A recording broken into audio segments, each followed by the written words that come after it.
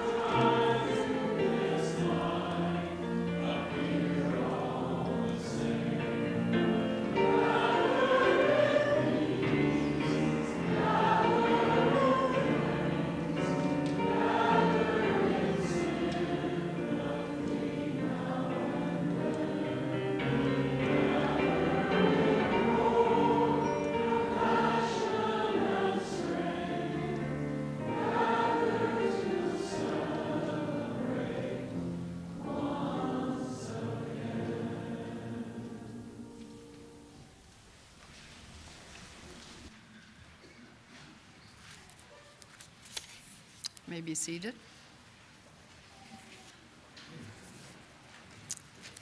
Before I begin my official welcome, I would like you to take note in this picture, in the lower left-hand corner, is Cleo. Cleo was Barbara's final rescue cat. I took Barbara to the shelter. She looked at many cages and went right back to the first one that she started with. She said, I want her. So there she is in the picture.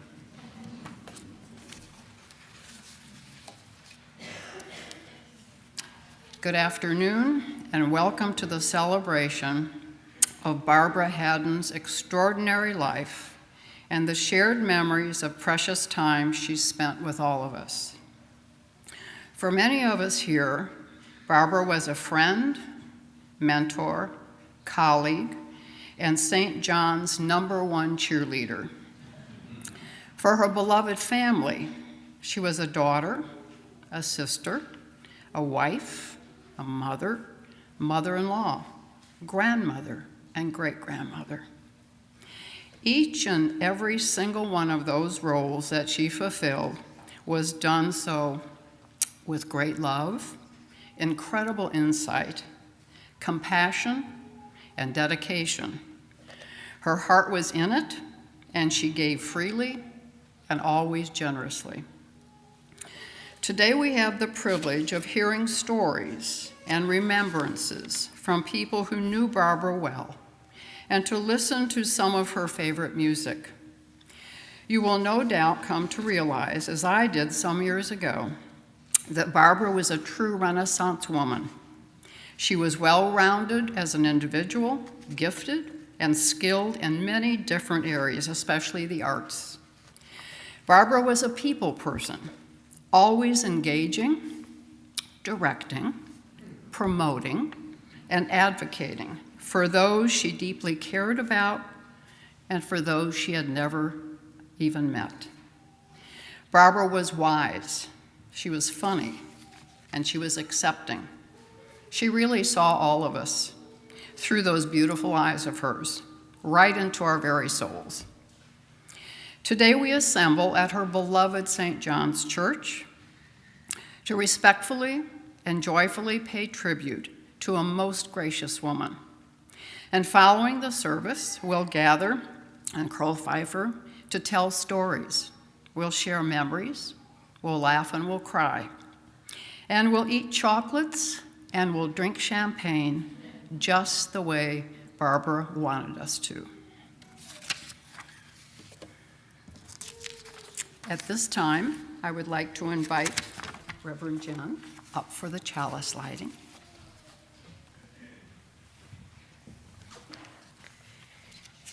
If we are lucky, we will all get a chance during our life to know someone who becomes for us an exemplar of living.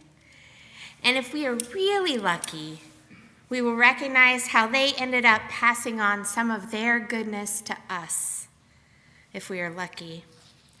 But one thing is certain, no one, not one of us, entering this world can escape the cost of living. The price we pay is this: to live in this world, we must accept that someday we will have to die. To love what is alive, we must accept having to lose what we've made precious through our care. To be fully and fiercely human, we must accept having to be breakable and sometimes broken. When we stop to notice how their life gave us a path and a little light to see by, it helps encourage us to carry that light forward. Though each of us carries forth in this world a small flame, we know the ability of that light to brighten the world depends on the many others who learn to walk with it in their hearts.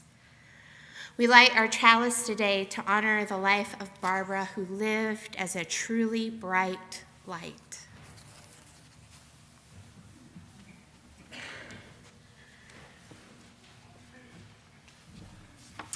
At this time, I'd like to invite Dr. Michael Fritz up to share the eulogy. Michael is the grandson of Barbara.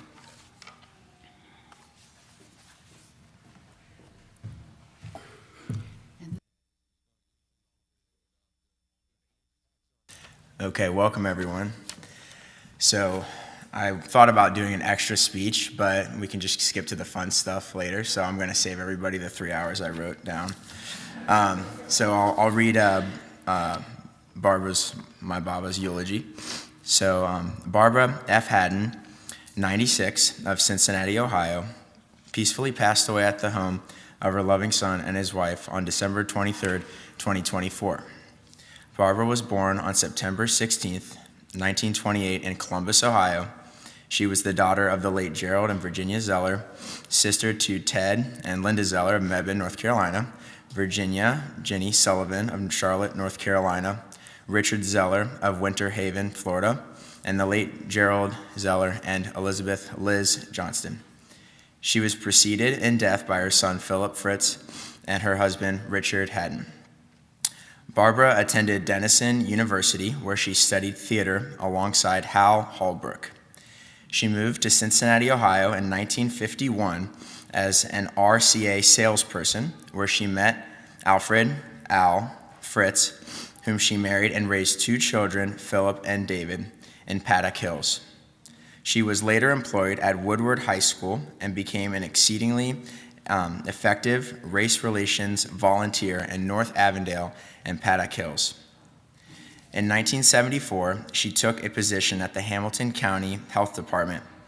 During this time, she went to Washington, D.C., and lobbied to override the president's veto of the Children's Nutrition Bill, where she stayed to see the bill passed, and has provided funding for the WIC, or the Women and Infant and Children Supplemental Nutrition Program.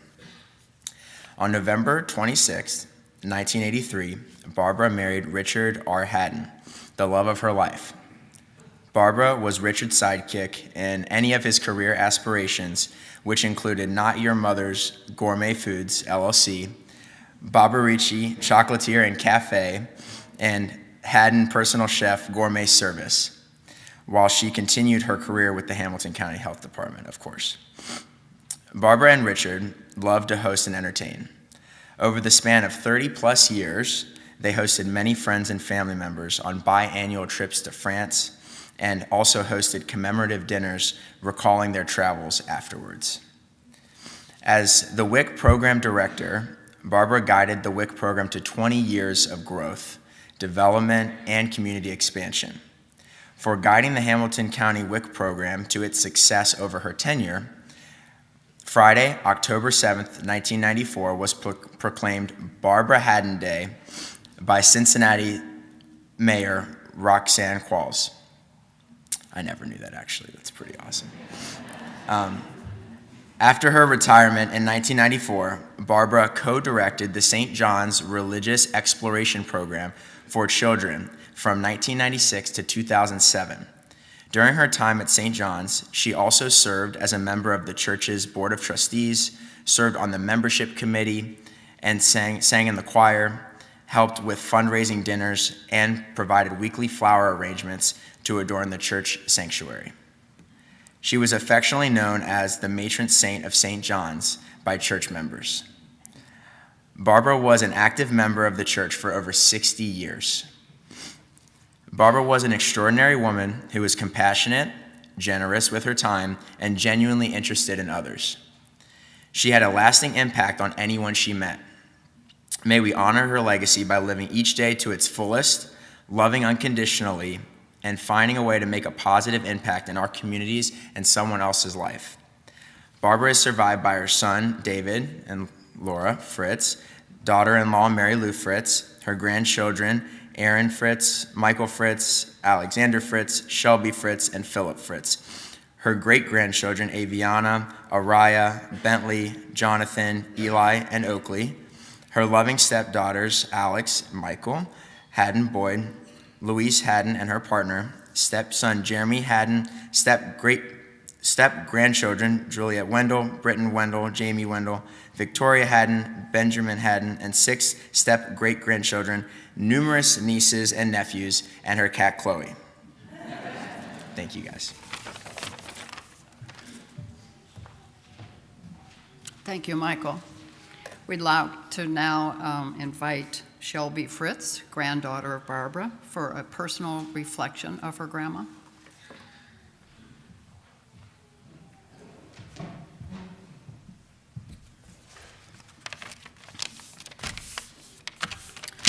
All right, good afternoon, everybody. I'm Shelby Fritz. I am Barbara's granddaughter. My brother is Philip Lee Fritz, and my mother is Mary Lou Fritz. It took me a while to figure out what to say because I believe it is hard to put words down on a piece of paper when the person you're writing about lived any way but inside the lines. Baba was a special and creative light in this world who shines through us all in our own ways. Growing up, I was convinced that Baba was a queen, like Julie Andrews from The Princess Diaries. Living way up high in her castle with her lavish fur coats, her colorful jewelry, and elegant fine china, I truly believed that Baba was royalty. We would play jewelry store, hair salon, and even have etiquette classes. One of the first lessons she ever taught me was to keep my elbows off the table because I would be crushing the fairies. As her only granddaughter, these moments are some of the most special memories I have with her. Nobody else can say that they played hair salon or jewelry store or learned about not crushing the fairies. One of the greatest gifts Baba has given each of us in our family is the appreciation for the arts, which you can see throughout each generation. Whether it's piano practices, ballet recitals, middle school concerts, choir performances, or the Greek festival, Baba was there for it all. For me, my first experience with music was here at St. John's, when she introduced me to the Voices of Variety. Baba also encouraged my younger brother, Philip, to pursue his love for the piano. For both Baba and Philip, it was more than just accomplishments. It was about spending time together that accumulated memories, laughs, and accomplishments. Baba was everyone's biggest fan when it came to music, and that will never be forgotten or ignored. Baba also enjoyed the pretty things in life and often wanted to share them with those around her. I would always see the beautiful weekly flower arrangements sitting in front of the seat of her car, ready to be dropped off for Sunday service. And often she would even drop off fresh flowers for my mom. While Baba loved to arrange fresh flowers, my mom is a talented pressed flower artist. Together, they shared that passion for flowers and collaborated, adding to their relationship of a lifetime. Baba also brought 2 sons into this world, one being my father, Phil Fritz, and my uncle, Uncle David Fritz. My mom has known my dad and my grandma since she was 5, and without either of them, any of them, my brother and I would not be here today. I grew up seeing a lot of Baba in my dad, his love for music, his kindness, and his strong passion for the things that he loved. Baba was such an incredibly beautiful and important part of our lives. She loved unconditionally, lived graciously, and laughed so hard that she had fallen out of her chair a time or two. After all of the left-sided hugs that she had given us, I know she will be in our hearts forever. Thank you and God bless.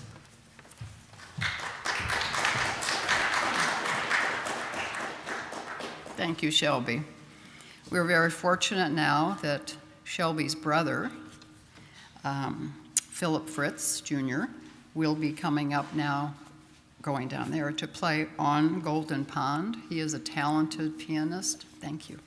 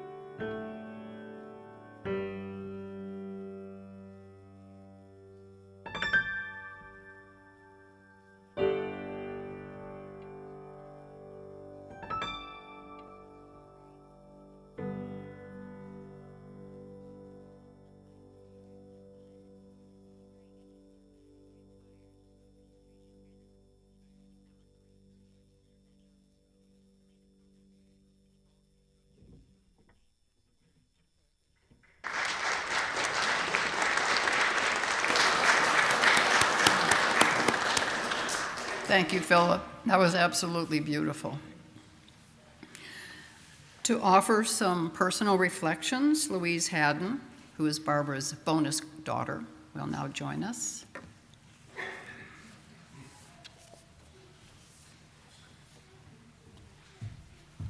This is already set for you, so you don't have to.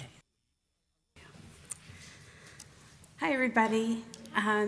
Barbara epitomized love and joy to me, and it was very infectious. She adored her sons and their families and was so proud of all their achievements and those of her large extended family, including my own children. And her brothers and his sisters, nieces, nephews, just everyone. She treated Laura and Mary Lou and myself as daughters of the heart because she had had sons, and when daughter-in-laws and granddaughters and great-granddaughters came along, she was in her element. She just was so happy. So when I first met Barbara one Christmas with my tiny daughter, Ciel, who is in the audience there, Barbara came out with a trunk of dress-ups, and I am not sure who had more fun. That chest of dress-ups went home and lived on in many parties held by kids in Boston and Cambridge, and then Barbara was in the audience when my dad, Richard, married Ciel and her husband years later. So Barbara also loved this larger community, her large family, big family, that she was a part of. She took pride in singing, working with flowers, and organizing shared events.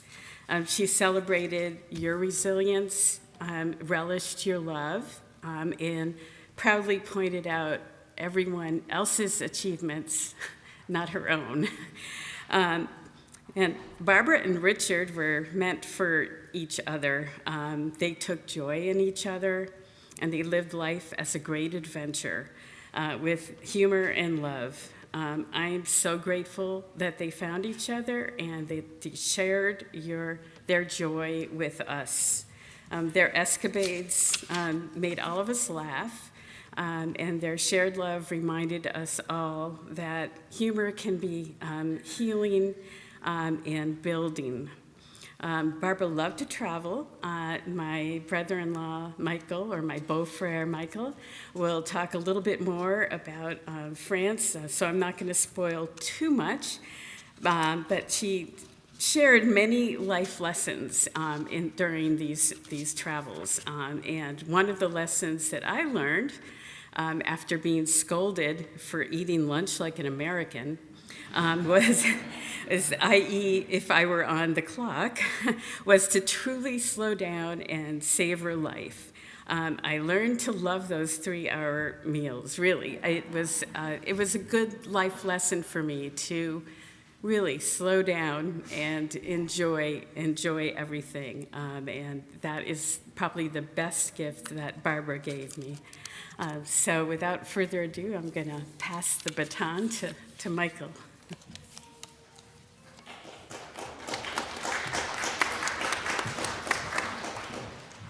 So Michael is Barbara's son-in-law.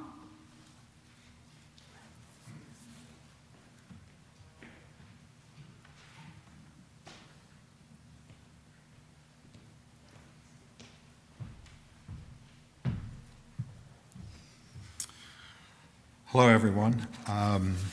My name is Michael Boyd, and I am Barbara's son-in-law. I married Richard's second daughter, Louise's sister, Alexandra. Alex wishes that she could be here today, but it didn't work out. But I do know that there's a Zoom broadcast of the event today and that she is watching, and so she does get to be here. I wanted to comment on a lot of the times that I spent with Barbara, and in particular all the travels that we shared together. The many times that I came here to Cincinnati to attend various family events with Richard and Barbara, the times when Richard and Barbara came to California to visit us, and I played tour guide for the Greater Bay Area and took them on a number of wine tasting adventures in the California wine country.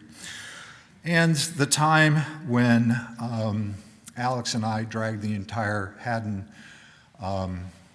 Boyd clan to Maui to celebrate our 25th wedding anniversary, and I saw a picture of that event up there. But I really wanted to focus my comments today on the trips that we made to France with Richard and Barbara, because they are the most memorable experiences that I have of Barbara and became an important part of my life experience. I sat down and counted them out, and it came to 8 separate trips over a period of, well, I guess it'd be about 16 years, that Alex and I went to Richard and Barbara. And in thinking back on those trips, I thought there were 3 things that Barbara really enjoyed about those trips. One was the opportunity to spend time with her family and friends in a different environment than the one that you have at home, and just the opportunity to be able to sit in a different place and share stories.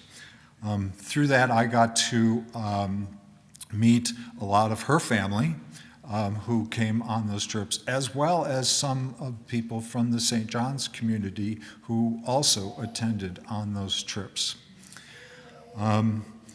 A couple of other things that Barbara really enjoyed about those trips were the opportunity to engage in fine dining. And also, one of the things that she enjoyed the most was attending market days. And I'd like to spend a bit of time to reflect on the events of some of those. As you probably know, Barbara and Richard were both fans of fine dining and were always looking for wonderful places that they could go to for meals. Up until I started attending these trips to France, my experience with dining in France was mostly along the lines of having to deal with surly Parisian waiters who didn't want to hear about my particular food issues. And so when it was first suggested, I was a little hesitant about spending 2 weeks in France and dealing with French cooking. But okay, we're in this, so we're going to go do this. Through Barbara and all of the experiences that we had in French restaurants, I truly came to appreciate fine dining and to some extent French food. But we had a number of fabulous times. There's a couple in particular that really stand out for me to this day. One was the very first time that we ever did this. Barbara made a reservation at a Michelin-starred restaurant in a small town. We all piled into the car. I drove. We get to this little town. There's about 8 buildings, all made of the same stone. And I'm looking around, and I'm like, there's a Michelin-starred restaurant in this town? And Barbara goes, yeah, no, it's good. We're in the right place. And, oh, look, there's the sign over there on the building. It's that building over there. Okay, so we went in. Well, 3 hours and 45 minutes later, we all staggered out, having had one of the most amazing meals that I think I have ever experienced. And I don't think that any of us ate again until dinner the next evening. And that was the first time, but there were many more that followed. That is, as I said, it was one of Barbara's favorite things to do when we went to France. There's another time that we went to a Michelin-starred restaurant, different trip, and small town, but bigger than the first one.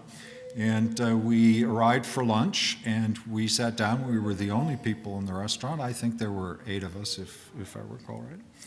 And the waiter comes out, and he says, "Okay, today the menu is," and well, of course, he didn't speak any English, so Barbara had to translate for us. So she goes down the whole menu, and we get it all translated, and then the waiter asked the fateful question, what turned out to be the fateful question: does anybody have any food allergies? Well, it seemed that almost all of us had some sort of food allergy of one kind or another. And then he got to me. Now, you don't know this about me, but I'm a vegetarian, and I am violently allergic to potatoes. So Barbara has to explain this to the waiter in French, because I can't get this message across to him in English. Now, for those of you who've never encountered a vegetarian in France, you'll know that the French consider vegetarianism to be a crime against nature. So when Barbara got done explaining all of our various food issues, I could tell that this was one very unhappy waiter. He disappeared into the kitchen, and about 5 minutes later, the chef himself comes out, and in a combination of broken English and French, proceeded to berate us for being Americans with endless food allergies, which he simply could not understand, and then demanded that we leave. So, yes, we actually did get tossed out of a Michelin-starred restaurant for being Americans with food allergies. But that was really a one-off.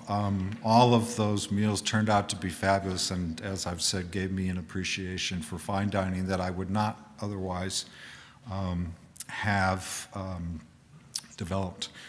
One of the other things that Barbara enjoyed about the trip to France was market days. She adored market days. And one of the places that we visited, St. Maximin, which we all just shortened to St. Max, was just outside of a town called ICUUW. It's in the Languedoc, and it has one of the more famous market days in France.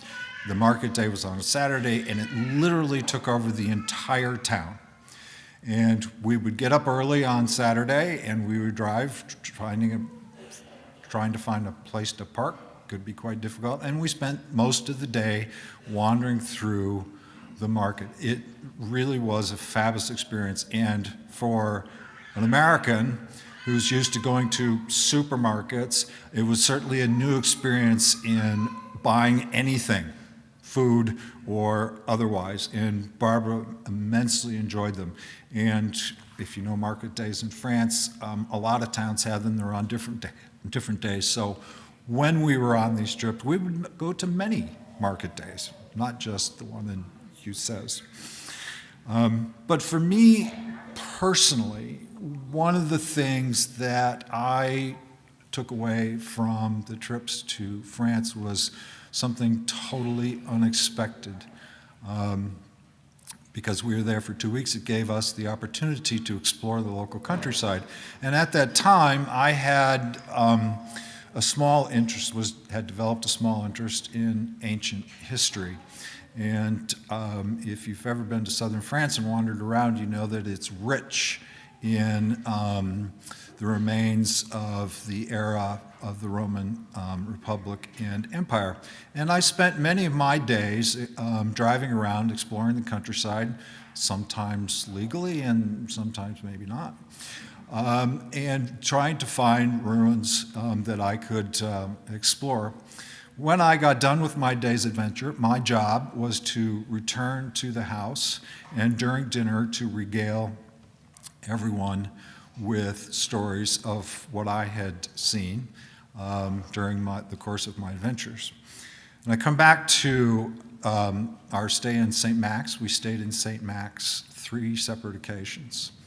And it's quite close to one of the most famous Roman ruins that remains standing in France today, Pont du Gard. If you've ever been out there, you know what a magnificent structure it is.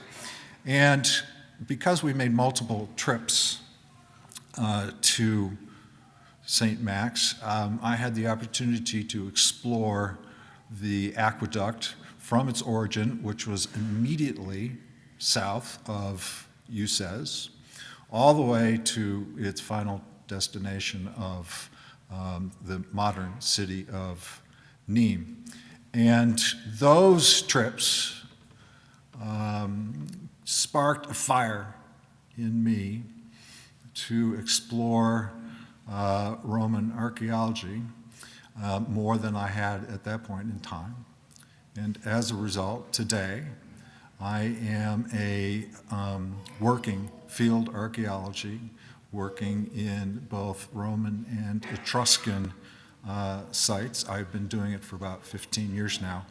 And that passion of mine is directly related to the time that I spent with Richard and Barbara on the many trips to France. So those became a very important part of my life and my fondest memories of both Barbara and Richard. Thank you.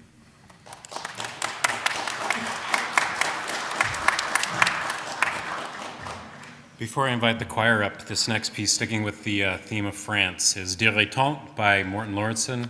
So the choir will do our best in French. But these 3 pieces that the choir are going to sing today, Dilettante, Sing Gently, and Gaelic Blessing, were all pieces that we sang to Barbara when we visited her a couple of weeks before she passed. And this one in particular, Dilettante, had a special place in Barbara's heart. Several years ago, she came to me and said, "Rob, at my memorial, the choir needs to sing this piece." And I said, "How about we sing it now while you're still here?" And she wasn't coming regularly to the choir at the time, but when we sang this piece, she was here and she came up and sang with us. So I invite the choir up to sing Dilettante.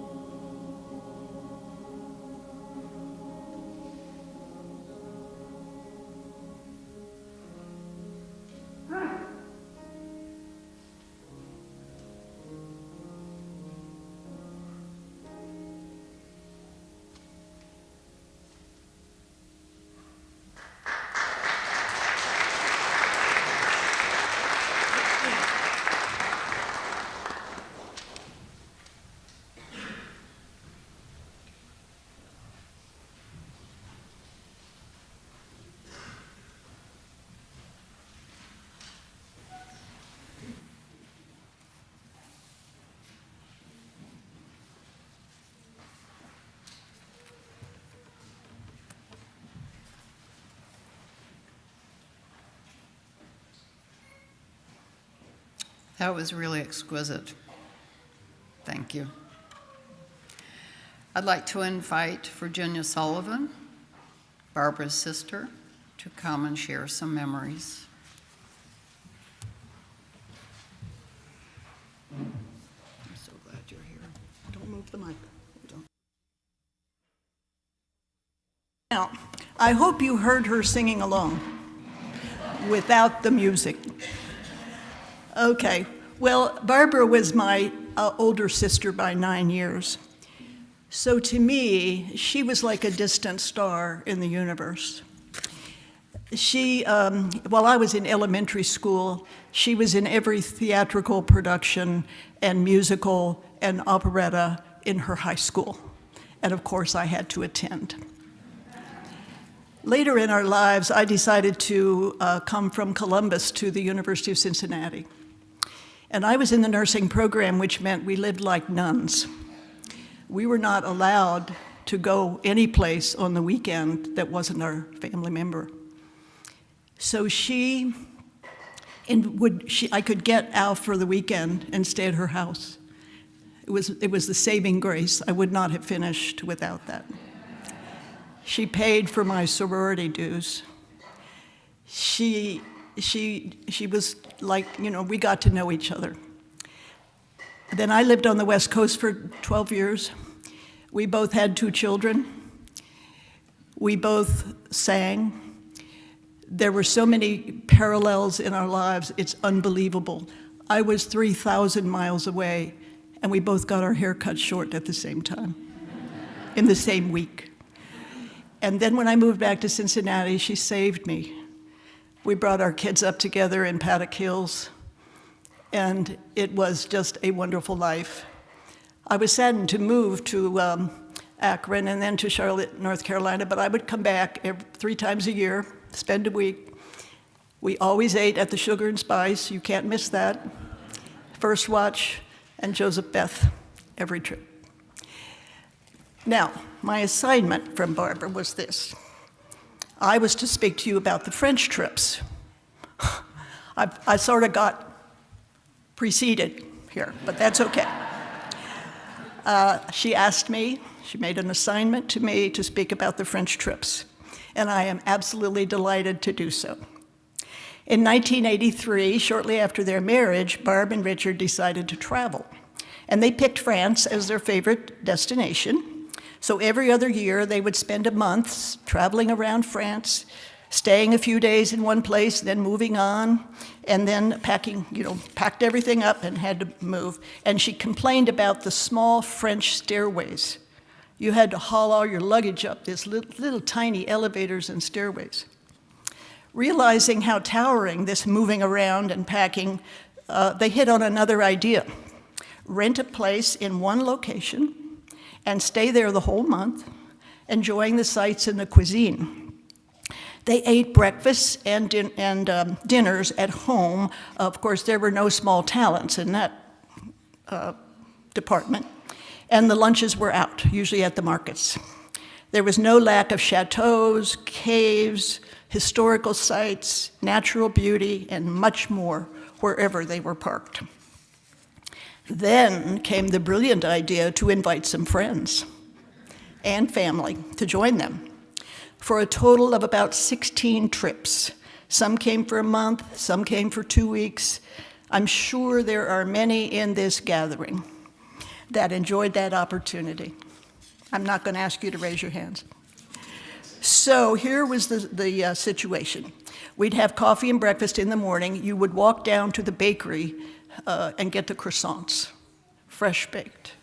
Head out in the cars they had rented for the month, go to the markets and visit all the special places nearby. Evening dinners and cleanup involved everybody, sharing our talents. And then in the evenings, we shared our lives and had some fun. The trip ended with, as Michael said, a lavish lunch or dinner at a local fine eatery. 41 people were privileged to have this opportunity. I wanted to add something.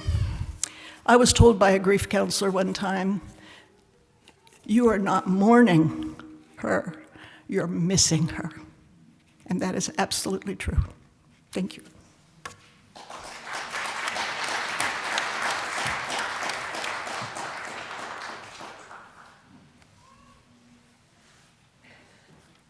Thank you, Jenny.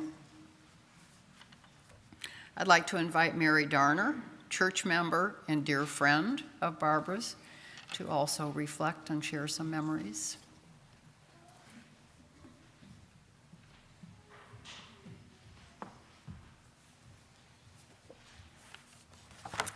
Good afternoon. I'm delighted to be asked by Barbara to talk about St. John's and her involvement here, but I also feel like it was a big task, and I hope when she looks down on me that she'll think I did an adequate job. So, her life began at St. John's in the very early 1960s and has covered more than 60 years. First and foremost, Barbara was everywhere, sharing her warm and caring presence with everyone who came in the door at St. John's. She made a point of connecting with new people, and she stayed connected, even reaching out to people who had disappeared from Sunday services, letting them know they were missed and she cared. There was always a real depth in her connections with others. She and Richard helped to welcome our family when we arrived at St. John's by having a small group of St. Johners come to our home to share a dinner with us and enjoy Richard's tarte tatin for dessert. That was the kind of energy she put into welcoming newcomers. Barbara cared deeply about St. John's and held many leadership positions. She helped plan and conduct many meaningful Sunday worship services. Our historian shared with me that Barbara served on the Board of Trustees at least 9 years. Though she was never president to my knowledge, she was a force to be reckoned with. Barbara served on the music, worship, transition, and nominating teams. She helped start chalice groups, our small group ministry that members continue to benefit from today. Ever present, she had leadership roles in numerous church social events. Barbara's love of music kept her singing in the choir all those years. Speaking of her love of music, when Barbara and I started as co-directors of the Children's Religious Exploration Program, she insisted that we shape our Sunday morning duties to allow her to sing with the choir during the service. Barbara shared a staff position with me for 10 years, building from scratch the children and youth program here, and supporting all the dedicated volunteers that made the program a success. One very important component of the program was the Coming of Age program. In the Coming of Age program, each of our youth wrote a personal credo with guidance from church members. Barbara served as a mentor for several youth, including Caroline Rentz. Caroline recently said Barbara did a wonderful job of leading her through the development of her credo and set the ultimate example of how to be a worldly ICUUW woman who was living her life fully on her own terms. Barbara knew how important it was to give our children and youth a safe place to belong and friends to share the journey as they explored and cemented their moral and religious values. These were key elements in programming for children and youth and were particularly important in offering Our Whole Lives, a comprehensive sex education program for youth, and in building a vibrant youth group that participated in district teen conferences here and elsewhere. A returning young adult told me that participating in the youth group was a life-saving experience for her. Barbara knew that children bond with one another through the fun times at church, so we made sure there was a dress-up Halloween party and parade through the sanctuary. Likewise, Chinese New Year was celebrated with a Sunday morning dragon parade by youth. With so many children, a children's choir led by music staff and volunteers was added to our efforts. Children participated in community service projects. Children had fun cooking in the kitchen, partaking of Lego events and dress-up tea parties, decorating gingerbread houses with their families, and more. Barbara was excellent at drawing volunteers into the program, as Bill Gordon well knows. He once described her as a vacuum cleaner, sucking people into helping with the program. It is difficult to separate my work from Barbara's through all those years because we operated as a team. Our common commitment to St. John's and the way we built on each other's strengths led to our eventually having church bursting at the seams on Sundays with families and children of all ages actively involved in program. I'm grateful that it was so easy to work with Barbara to make good things happen for our young people and families at St. John's. It was the architecture of this magnificent sanctuary, which connects to the community and to the cosmos, that first drew Barbara into St. John's. With her love of aesthetics, she constantly tended to the sanctuary's appearance and arranged Sunday flowers and holiday decorations. Not one to leave the children out of pleasant-looking spaces, Barbara had a significant hand in redecorating their heavily used spaces. However, speaking of aesthetics, I am sure she never really liked that technology upgrades led to this giant screen behind me. And then there was the Barbara who, along with her husband Richard, loved entertaining and offered gourmet meals at home and at church for our annual auction. Barbara valued community building, having fun, and doing good through meals. Her French dinners and dinners for Planned Parenthood at church were always anticipated with joy. And although I didn't arrive at St. John's until after the Renaissance fairs ended, I know Barbara was deeply involved in this storied pageant of many years. I remember that we used some of those costumes for Three Kings when the youth were doing a Christmas service. Barbara, you gave your all to St. John's and caringly connected to each person you met. Each task you took on, you did well. You were a dear friend to me and to those here today. We will miss you deeply. Thank you for sharing your many gifts with us and making our lives better through your presence.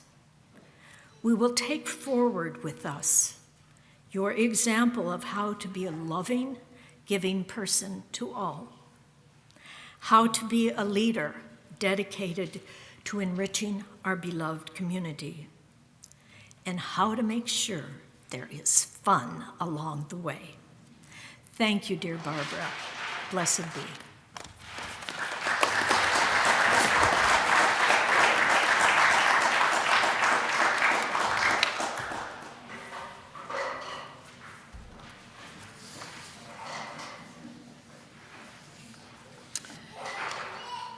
Thank you, Mary. Barbara chose a few selected lines from a poem called When Death Comes by Mary Oliver, and I'd like to share these with you. I look upon everything as a brotherhood and a sisterhood, and I look upon time as no more than an idea, and I consider eternity as another possibility. And I think of each life as a flower, as common as a field daisy and as singular. And each name, a comfortable music in the mouth, tending, as all music does, toward silence. And each body a lion of courage and something precious to the earth.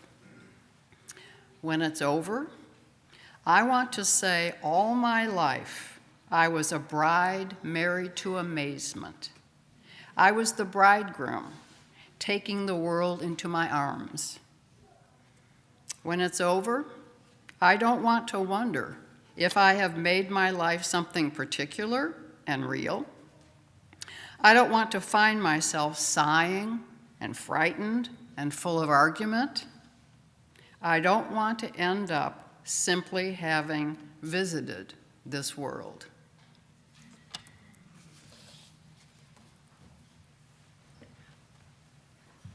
Invite the choir up again. We will do Sing Gently by Eric Whitaker.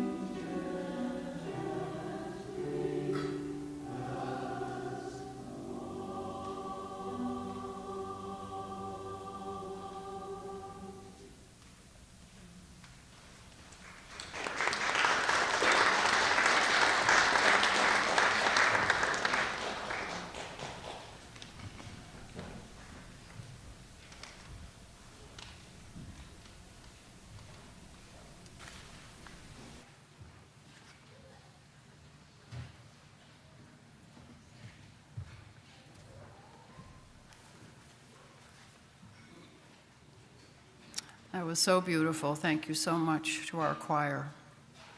I'd like to invite David Fritz, Barbara's son, to come forth and share with us.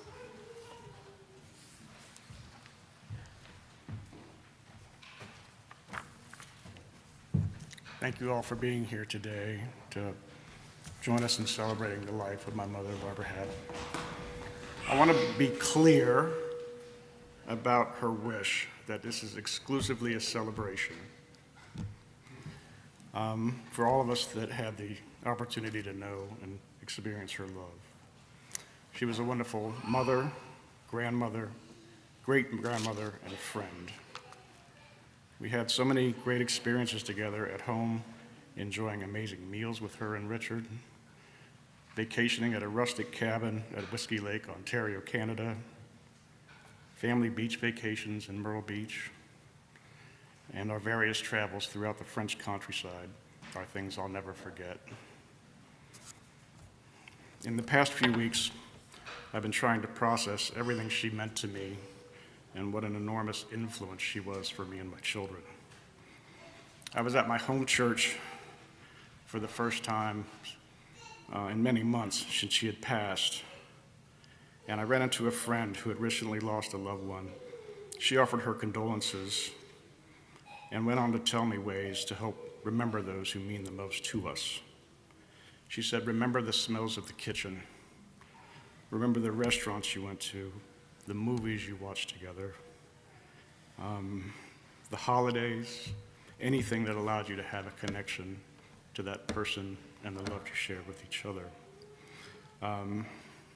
And I know that God placed that on my heart in that moment to prepare me for this celebration. Thank you, Sister Airwood. It's no mystery that he knew I would need guidance, but as always, God provided. Thank you, Lord. Here are my reminders, and some of you may share them. The forsythias, the wonderful yellow bushes that bloom in the spring. She is here. She would often pull the car over and acquire a few branches, no matter whose random property she may have been violating. And then she would tell me her actions are justified because they deserved to be appreciated. On a few occasions, she even had me steal some to be appreciated. I wish we would have planted some on our own property and avoided the title of plant bandit. Croissant, typically served French from a bakery in France, was one of her favorite things. She is here. As an alternative, she also loved the croissant from Costco, provided by her daughter-in-law, Mary Lou, on a regular basis, as she knew how much she also loved them. I recall a few occasions, beef burgundy, she is here, on a few occasions where Richard and Mom would prepare this dish either for a family get-together or as a donation for the church auction dinners. The preparation, the aroma, the camaraderie, I will remember always. Coq au vin chicken, she is here. Same circumstances, different menu, but it was an amazing dish to share. Vive la France, I may have heard her say once or twice. I do need to clarify something. Mom was not French. She simply respected the culture and the lifestyle, which is why it was her go-to happy place to get away and blend into a simpler state of mind. Prime rib roast and Yorkshire pudding, she is here. Using Richard's cookbook recipe for the roast and the Yorkshire pudding was something we look forward to every year. The lilac garden in Mount Airy Forest, she is here. Laura and I took Mom there a couple of times in the past few years, and timing was important, that it had to be in late April where the full fragrance was in the air. And to no surprise, Barbara, the plant bandit, would violate public property and take a few blooms to keep for herself for a moment. I would look nervously around, making sure the lilac police were nowhere in sight, but knew she would have her way regardless of my own opinions. Choir on Sunday, she is here. Although I was not a part of St. John's in my adult life, I'm confident that the people in the choir and all the incredible music sung here was something very special to her heart. Flowers. She is here. I can't think of anything more appropriate that represents the beautiful and colorful spirit she was and would fill the room like a magnificent bouquet. I could go on to list every possible interest in her life, but the thing to take away is if you remember a place, a taste, a song, an experience you shared with Mom, keep your radar on and you will know she is here. At this time, I would like to ask her entire extended family to stand. All Fritzes, Browns, Fleischels, Amspaws. Thank you. Next, I would like to ask if you've ever traveled to France with Mom, please stand. If you've ever worked or volunteered with Mom, please stand. If you sang together in the choir with Mom, please stand. If you provided care and assistance in any way over the past few months, Belvedere staff included, please stand. If you were a friend, neighbor, please stand. I would like to honor all of you on her behalf, and I'm so grateful you're here today to celebrate the extraordinary life of Barbara Hadden. Please be seated. For me, she will never be far away because she left so many breadcrumbs behind that I will follow. Thank you, God, for the blessing of this unforgettable woman in my life.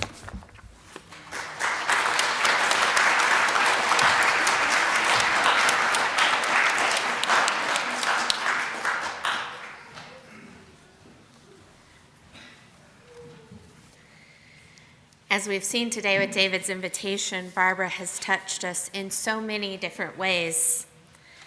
We have a few minutes for people to share brief reflections. For the ease of our guests attending online so they can see you, I ask that you come up. I'm going to move this microphone in a moment. I ask that you come up. But if you can't, if that's a barrier for you, and you would like to share a brief reflection, can you raise your hand or ask somebody next to you to raise your hand and we'll start with you? Is there anybody that applies to? Okay. Now, I'm also going to ask that you try not to form a line. We have about 15 minutes left, so when we're near the end of that time, I'll let you know. If you have something you want to share but are not able to do so at this time, there'll be time in Crow Pfeiffer, and there will also be note cards on the table. I encourage you, even if you share something, to write down a memory or two that can be then given to the family after the service. They would love a record of some of your fondest memories.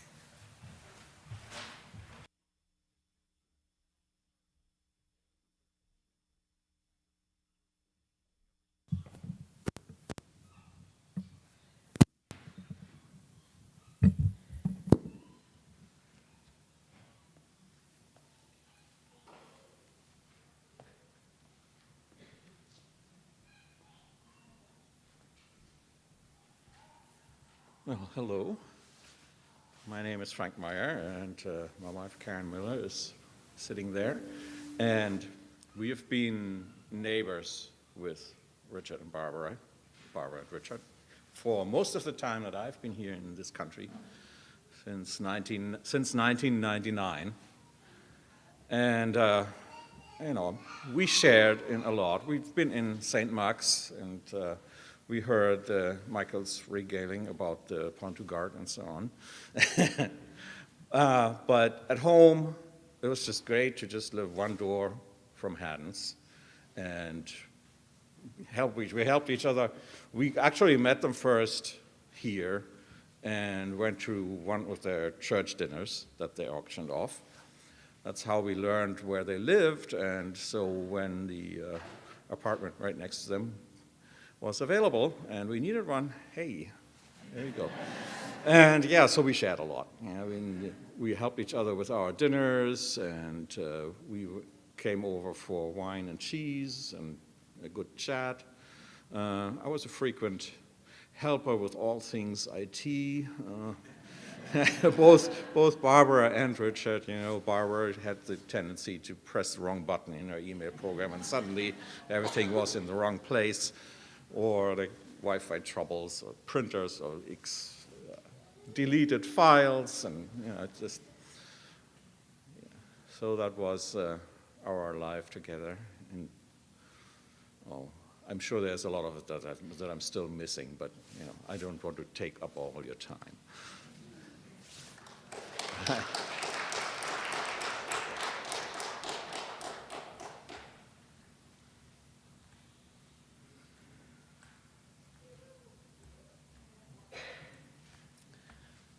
My name's Melissa Gutter-Jackson, and I had the pleasure of being raised in the RE program here at St. John's with Barbara and Mary. Hearing about all the French trips, I wanted to share that on at least 2 of those, I was the house sitter for Barbara and Richard and got to enjoy staying at the Belvedere as an early 20-year-old and taking care of her cats.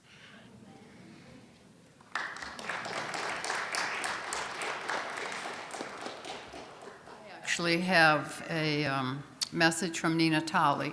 Nina and Howard are out of town. And she has written, "Here are my reflections. Barbara did a great job arranging flowers for the sanctuary, and she did it for many, many years. After I came to St. John's, every year at auction time, I would offer an Indian dinner. Richard always bid and bought it. Barbara did not care for Indian food, but she came anyway. I got to know Barbara well, however, when I served on the board and had to oversee the RE program.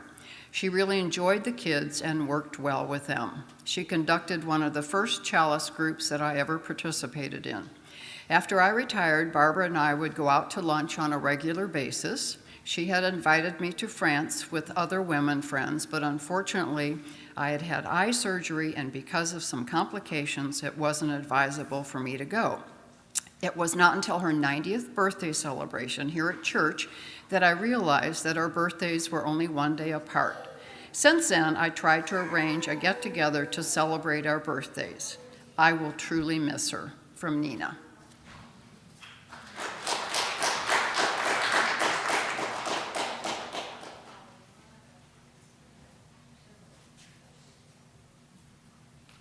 Hi, everyone. My name is Diane Wright. So nice to be back here. And I just want to share a couple things. Barbara was one of the first people I met at St. John's when we came in late 1990, early 1991. She was the first non-family person to babysit my first son. She helped me be comfortable, when you're so nervous. And Nicholas's dad had surgery, and Barbara came and babysat. She was a role model to me on the board with everything that she did. I took the picture, thank you all for using the pictures, on the program when I went to visit her a few years ago, and those flowers were there. And I said, "Barbara, you and flowers," and I made her pose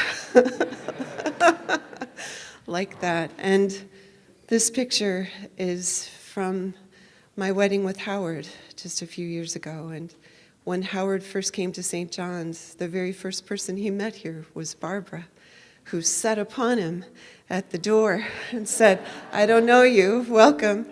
And she knew right away, watching us together, watching Barbara and Richard together, helped me see what a partnership could look like. And I credit her with helping me know when the right partnership came along. She was amazing. She made a huge difference in my life. I'm so glad to be here to celebrate it and so grateful to her. So thank you all.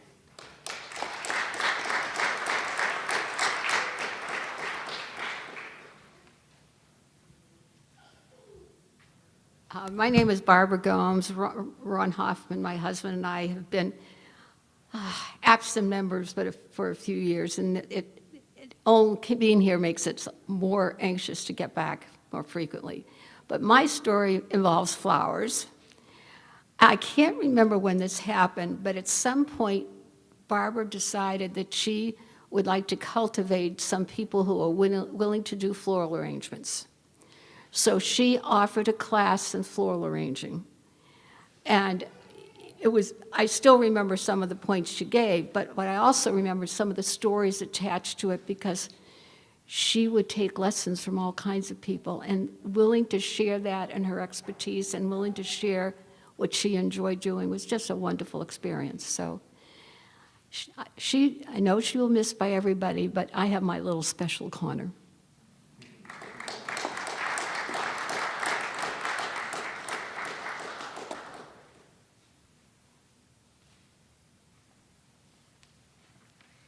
I think we have time for one more if there's someone else who would like to share. Okay. We also have another piece from the choir coming up.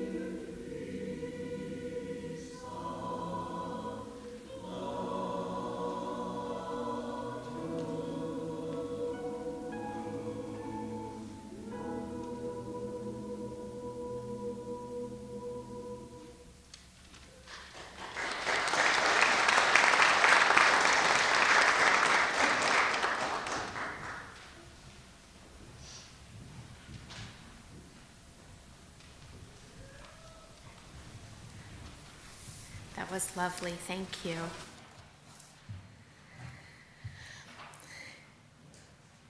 We have come to share the joy and grief in Barbara Hadden's passing, and we've shared a fraction of the many ways she has touched our lives.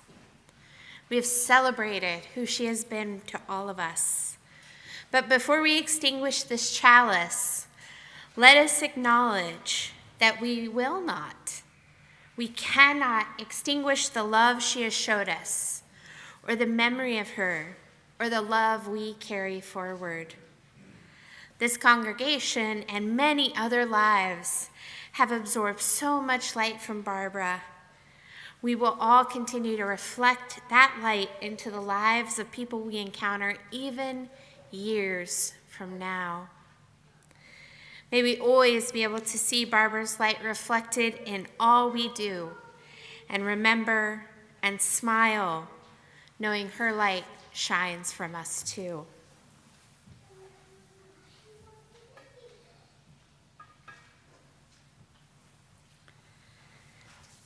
As we end our service today, the family wants to invite you to join them for the reception in what we here at St. John's call Kroll Pfeiffer, if you're not used to that.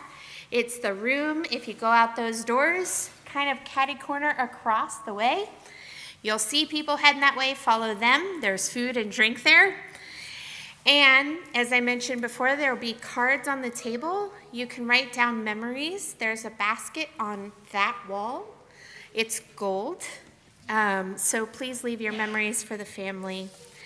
Thank you for being here today to celebrate Barbara Hadden.